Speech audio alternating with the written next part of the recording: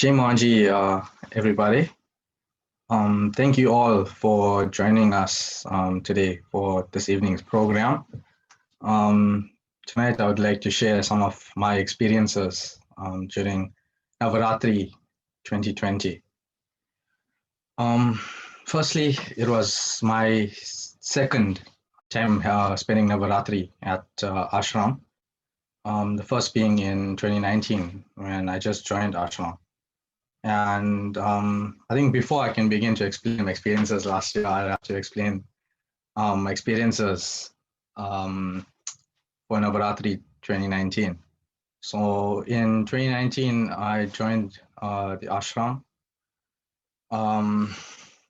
It was actually my second time there, but that's a whole nother story.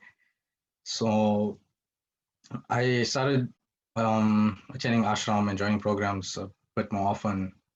It was just a couple of months before Navaratri 2019. And Swamiji was actually, trying to help me get through like a really tough time that I have been going through. So he asked me to actually, cleanse, your body, your mind, and your soul. So one of the things was actually doing a no a liquid diet actually. So that was just to give my body a detox, accompanied with a few other sadhanas that I was actually supposed to rigorously do. So that's basically when I went on a 10-day juicing diet with no solid food. And after that whole Navaratri, it was like really amazing. Not to overshadow last year's one or anything of that sort, but everyone kept saying they'd seen a difference in me, a change, or I looked brighter, or kind of different. But it took me a long time, and I still didn't see that. I didn't have any idea or any clue as to what people were seeing in me. So fast forward to this year's Navaratri, last year's Navaratri, 2020, and just being there at ashram throughout the entire 10, 11, 12 days, leading up to Navaratri as well as after, words can't actually describe the amount of, serenity or bliss. It's like a feeling of ecstasy, I'd say, being in that energy space. One of the things I'd like to talk about, being the liquid fast that I did in 2019, I actually decided to, take it as a fast or, try and leave something in the form of a sacrifice, I guess, during Navaratri. So I decided to repeat that again this year, not just for any health benefits or anything of that there. And saying that, I managed to get through those 10 days, 11 days at ashram, being so tempted to eat, with Nams and Ajay and Auntie Annie coming with such lovely meals every day. I was, like really, really tempted. But I managed to persevere.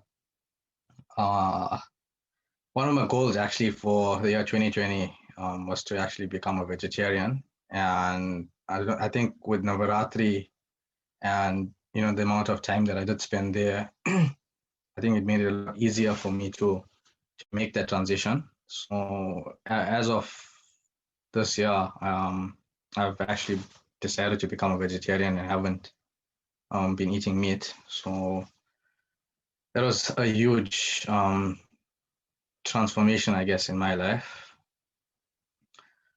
Staying at ashram all those days, there were so many, memorable and life-changing experiences that we all encountered. And I don't really want to touch on some of the stuff that everyone else spoke about, or things that you'd have to be there to understand as well, to have felt it or experienced it.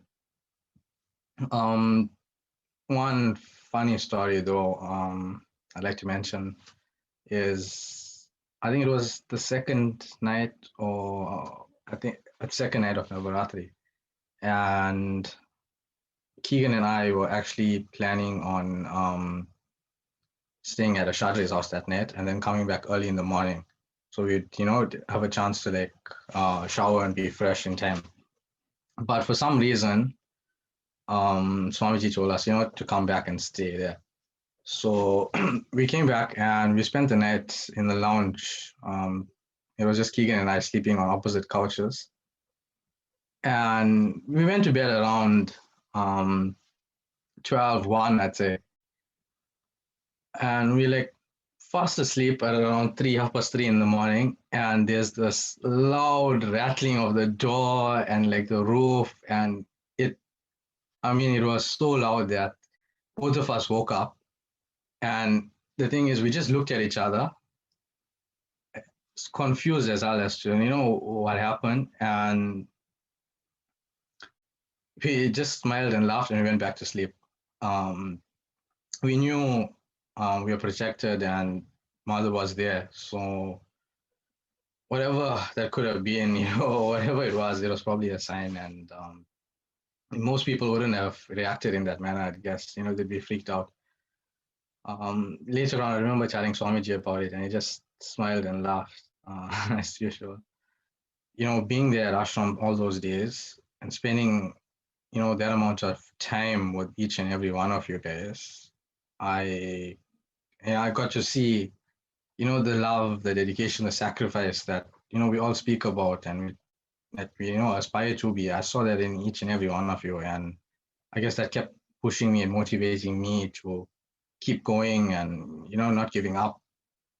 Like I could see the amount of love and, time and effort that each and every one of you did, put in just to Navaratri to get it to where it was. And I'm just, blessed to have all of you guys around me. I think that's my Navaratri miracle, having to share that bond with, each and every one of you guys and be in that space. It's something else. So one experience for me is one of the healings that we had during Navaratri 2020. I think I've only been to one or two previously before, two healings prior to Navaratri. And I don't know, I haven't really felt anything or what I'm supposed to feel, I guess, after healing. You hear of everyone else and what they experience or what they see or stuff like that. And I haven't, touched on that. So I always wondered, if I was ever like doing it right or, focusing enough. Maybe, like even how Swamiji says, breathe harder, deeper breaths. Maybe I wasn't doing that. It was the last meditation that we did on Navaratri. It was that Sunday morning, if I'm not mistaken. And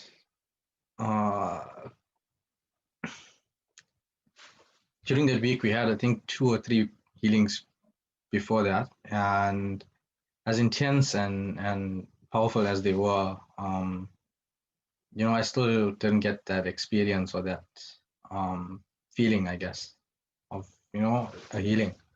And until that last healing that Swamiji did that Sunday, and I guess I was tired of searching for that feeling or tired of like looking to experience something. And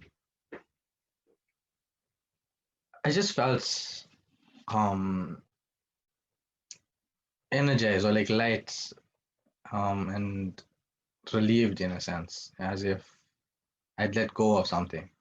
But the catch to that is that, if you let it go there, you're supposed to let it go completely. I actually felt something and I can't really explain that feeling, but that last healing was amazing.